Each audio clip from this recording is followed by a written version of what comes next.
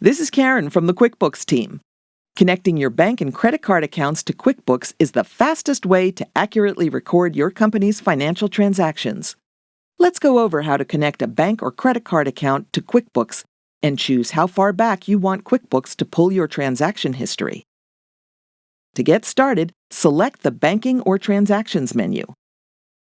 There are two ways to bring in transactions from your bank and credit card accounts. The first option is to download your company's historical transactions from your bank and credit card in a file. Then you can upload that file so QuickBooks adds those transactions to your accounts.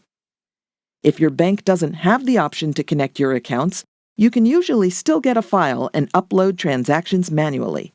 However, keep in mind, you need to upload a new file every time you want to bring in more transactions. The second option is to connect your bank or credit card so QuickBooks downloads your transactions automatically.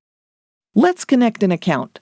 Select your bank or credit card from the list of popular financial institutions, or enter the name of your bank or credit card company and select it from the list. You'll need to enter the username and password you use to log into your bank or credit card's online banking. Each bank and credit card has its own security features and may require a few more steps.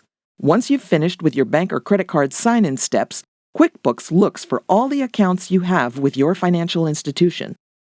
Select each account you want to connect. Note that you don't have to select everything you see. You should only select the accounts that are relevant to your business.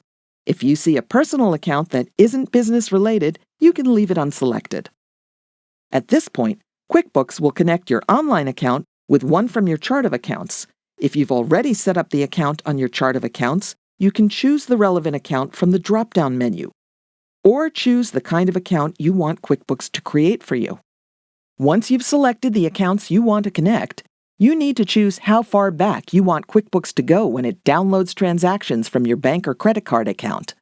The default choice is the beginning of last year. Many businesses want to bring in transactions from just the beginning of the current year. If you don't see the option you want, select Custom and enter the date. When you're ready, select Connect. Once the connection is complete, you'll see all your business transactions that cleared your bank or credit card from the date you entered to today. When more transactions clear your bank, they'll appear on this list for you to review. The next step is to categorize them so QuickBooks adds them to the correct accounts. Follow the link at the end of this video to learn how to do that. Now you're ready to connect your bank and credit cards to QuickBooks Online.